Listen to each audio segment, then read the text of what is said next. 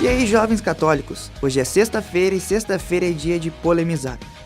Bom, já quero ir avisando que esse podcast é para católicos de verdade, e não para jujubas que querem pregar um falso ecumenismo. Você provavelmente já se viu envolvido em alguma discussão com protestantes. Se não se viu, espere que logo logo sua hora vai chegar. Mas antes de tudo eu quero deixar vocês cientes de uma coisa. Esse podcast não é para fomentar ódio entre católicos e protestantes, mas para desmentir algumas inverdades que nossos irmãos separados inventam ao nosso respeito. Antes de elencar as inverdades que separei para esse programa, quero te prevenir de uma coisa. Cerca de 90% das seitas protestantes no Brasil são de uma teologia calvinista. Os calvinistas têm um método um tanto quanto maquiavélico de tentar confundir os católicos em debates. O método das perguntas sem fim.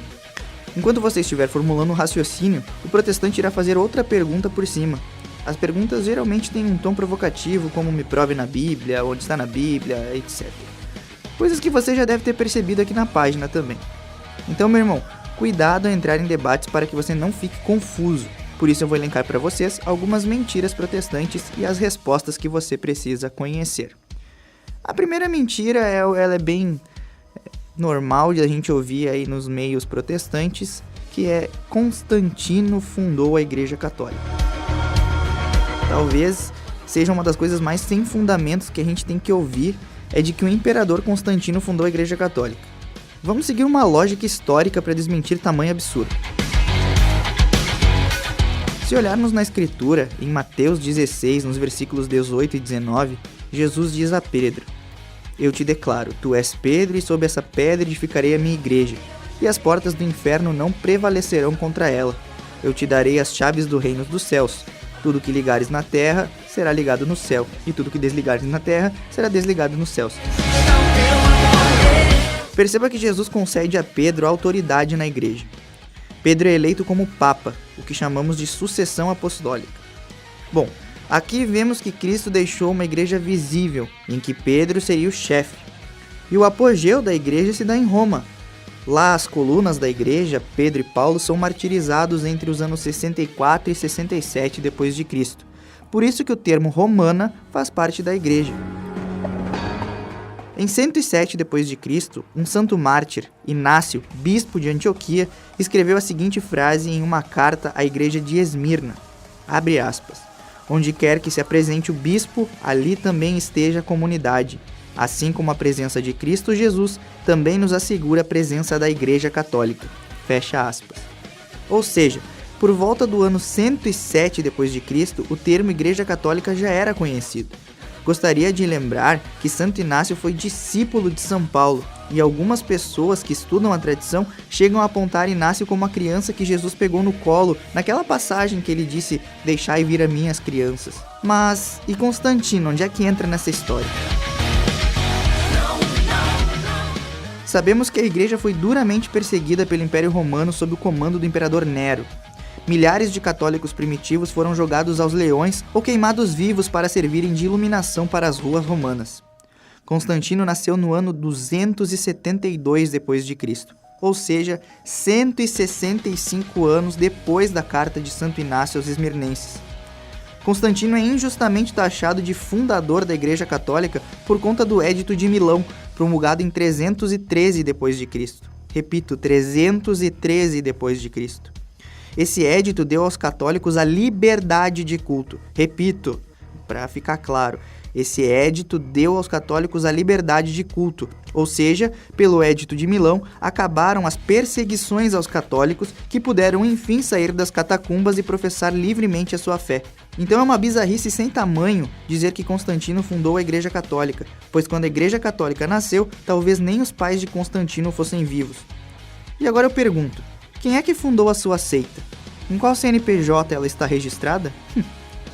E para finalizar sobre Constantino, vou ler para vocês um trecho do livro Contra as Heresias de Santo Irineu de Lyon, escrito mais ou menos no ano 180 d.C., também antes do nascimento de Constantino. Abre aspas.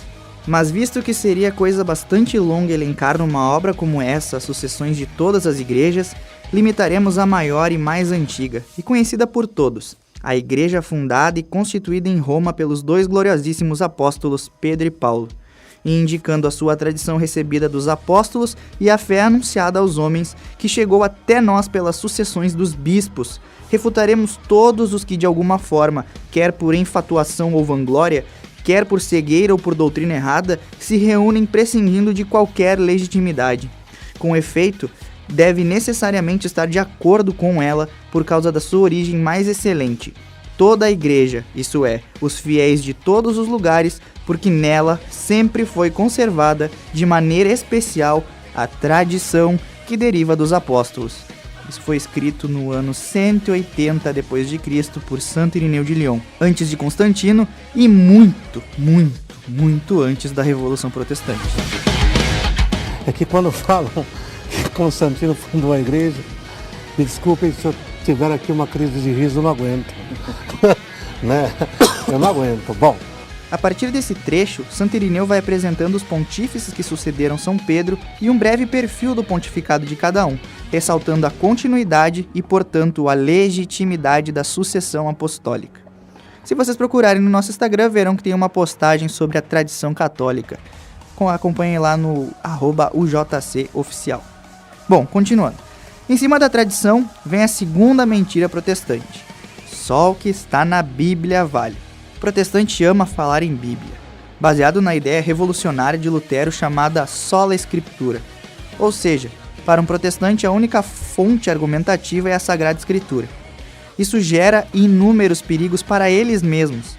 É impossível refutar a doutrina protestante como um todo porque ela mesma se refuta. É como um combate interno, já que existem diversas denominações protestantes fruto da interpretação pessoal e equivocada da Bíblia pelos seus pastores fundadores.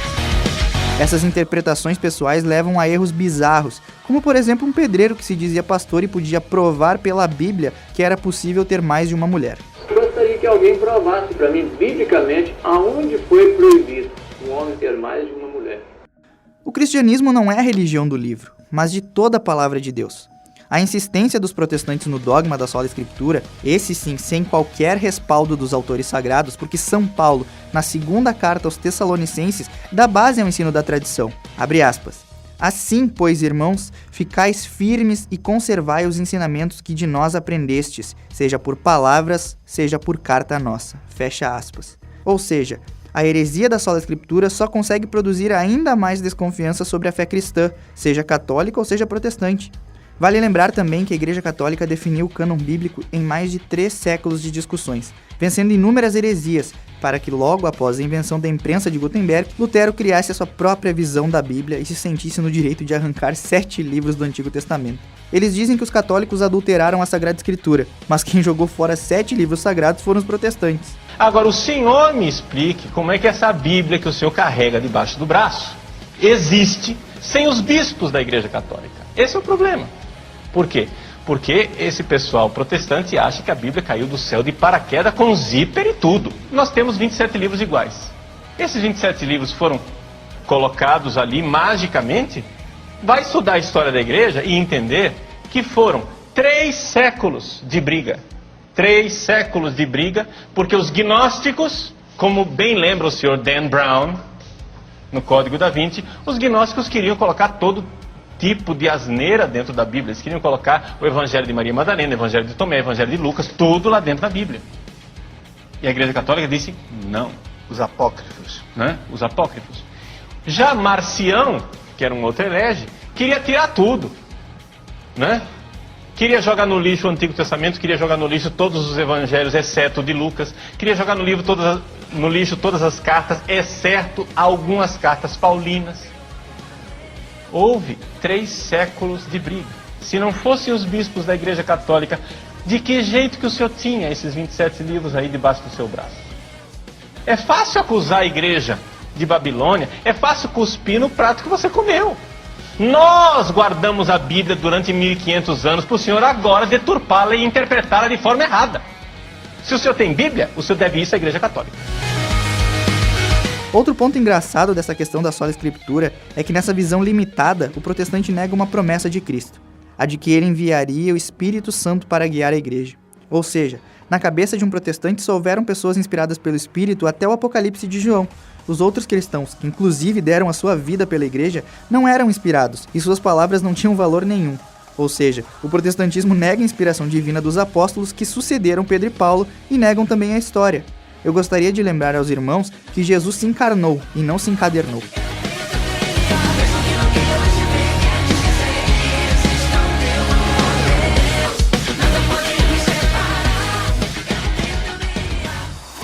Bom, a terceira mentira vocês já estão de saco cheio de ouvir, tenho certeza disso.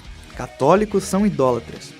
Aqui vamos dividir em dois aspectos, o culto às imagens e a veneração a Nossa Senhora. Quanto ao culto às imagens, nós temos ouvido muitas frases prontas de que imagens não fazem nada, de que estamos cultuando ídolos e que caímos no pecado da idolatria. Antes de mais nada, vamos entrar no modus operandi evangélico de resolver as coisas e refutar com bases bíblicas.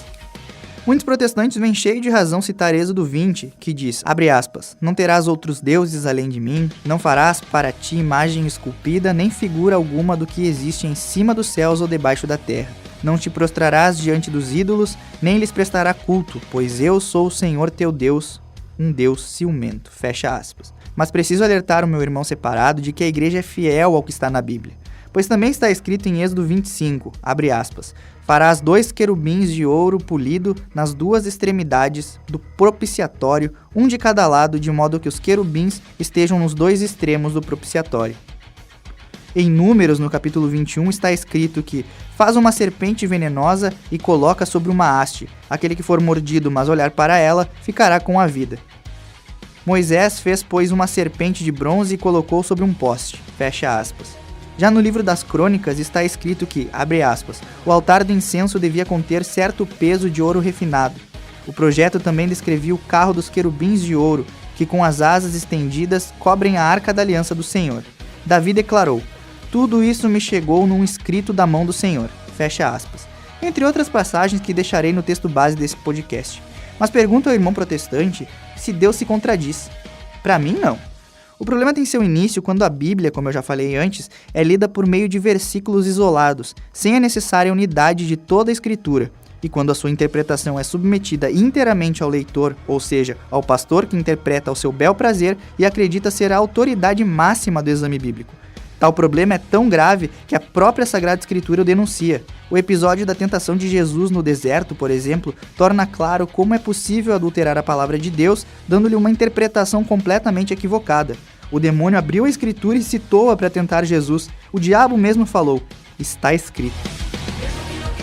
Quanto à proibição de imagens posta em Êxodo 20, ela se refere aos ídolos, e portanto às imagens dos ídolos. Um ídolo é uma figura representativa de um deus falso, comum entre os povos pagãos. Coisa que nós católicos não fazemos. Nós não colocamos os santos no lugar de Deus, tampouco Maria. A Igreja Católica é cristocêntrica. O culto da adoração é dado somente a Deus, e se algum protestante duvidar disso, eu desafio a mostrar no catecismo ou em qualquer documento oficial da Igreja um parágrafo sequer que diga que é lícito adorar imagens ou ter ídolos. O próprio pai do protestantismo não condenava o uso de imagens. Em seu escrito Contra os Profetas Celestiais, no ano de 1525, Martinho Lutero afirmou categoricamente, abre aspas, e eu digo que desde já, de acordo com a lei de Moisés, nenhuma outra imagem é proibida do que uma imagem de Deus no qual se adora. Um crucifixo, por outro lado, ou qualquer outra imagem santa, não é proibida. Fecha aspas. Enfim, se o próprio Martinho Lutero não condena as imagens, por que os protestantes de hoje em dia condenam tanto, né? Vai entender. Eu não entendo como é que eles condenam tanta imagem, mas usam vassoura ungida e quase choram aos pés dos pastores e dos cantores protestantes, vivendo praticamente numa idolatria. E eu me pergunto se essas pessoas têm fotos dos seus entes queridos na carteira ou em porta-retratos. Enfim. A quarta mentira é uma das que mais causa polêmica e briga. Maria é uma mulher qualquer. O protestante adora encher a boca para falar sobre Maria, mas desconhece os conceitos de latria, dulia e hiperdulia. Então eu vou explicar cada um deles para você não ter dúvidas do que é o culto católico. Primeiro, o culto de latria, que nada mais é que a adoração, é único para Deus. Só Deus pode ser adorado, e só Cristo, Deus feito homem, Ele é o Salvador. O próprio Cristo nos disse, abre aspas, ao Senhor teu Deus adorarás, e só a Ele prestarás culto, fecha aspas. A adoração ao Santíssimo Sacramento teve um marco importante ao ser instituída na festa de Corpus Christi por Urbano VI. Já o culto de idolia, a veneração, é devido aos santos e às santas, as pessoas cujo heroísmo comprovado no exercício das virtudes cristãs da igreja nos coloca como um exemplo a seguir sendo enviados ao altar. E o culto da hiperdulia, que é o culto especial devido a Maria Santíssima como Mãe de Deus. É exclusivo a ela e nasce da necessidade de colocar o culto à Virgem em uma posição privilegiada, acima dos santos, mas sem alcançar o limite, ou seja, a latria. Ou seja, o que a gente está falando aqui é que Maria jamais vai ser adorada. Maria está muito abaixo de Deus. Então aqui você passa a entender que Maria é gigante no meio católico. É preciso deixar claro que diante de Deus, como a gente já falou, Maria é um nada. Mas diante dos homens ela é a bem-aventurada, a cheia de graça. É a mulher que está no Gênesis e também no Apocalipse. A geração de Maria vence Satanás. Essa semana eu ouvi um pastoreco sentimentalista falar algumas bobagens sobre a Virgem Maria. E muitos católicos ficaram surpresos. Bom, pra mim não é surpresa nenhuma, e eu acho que é muito bem feito pra quem é católico e fica dando ibope pra esses pastores que muitas vezes têm falas lindíssimas, mas dentro de si tem um ódio gigante pela fé católica. Um ódio que nasce de algo chamado inveja. E essa inveja nasce porque o argumento utilizado pelos protestantes se vai ao se depararem com o culto prestado a Maria pelos próprios apóstolos primitivos. Os cristãos primitivos que se escondiam em catacumbas para poder professar a sua fé já reconheciam a grandeza de Maria. Entremos por um instante no cemitério de Priscila, que poderíamos chamar de Catacumba de Maria, por causa das numerosas imagens e pinturas que retraçam a vida da Santa Virgem. Elas datam consequentemente do tempo dos apóstolos. Saindo da cripta central que se liga à capela grega, percebe-se imediatamente diante da entrada, no lugar de honra, na parte superior da abóbada, a Santa Virgem com o menino e os 3 reis que lhes trazem os presentes.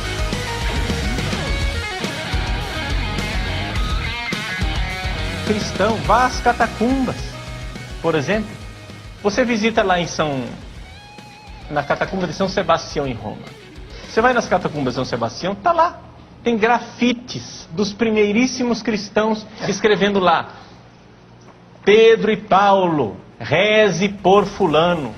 Quer dizer, a intercessão dos santos lá nas catacumbas. A igreja nasceu católica, minha gente. A missa celebrada em cima do túmulo dos mártires. A missa celebrada em cima da memória, que eles chamam memória dos mártires, né? O túmulo dos mártires, né? E tudo isso não nasceu do nada, né? Tudo isso foi uma lenta e gradual gestação orgânica da Igreja de Cristo, que foi aos poucos elaborando a sua liturgia e fazendo as coisas a partir daquilo que são os símbolos, sim, humanos, mas que estão na Bíblia. Nós não precisamos que tudo esteja na Bíblia. Nós cremos na Igreja, que é santa, mas que tem membros pecadores. Poderíamos também entrar na questão de Maria ser mãe de Deus, algo que é inconcebível para os protestantes que não creem na união hipostática. O mesmo Jesus, homem e filho de Maria, é o mesmo Deus, a divindade é a mesma. Mas se formos falar sobre isso, o podcast terminaria somente na semana que vem.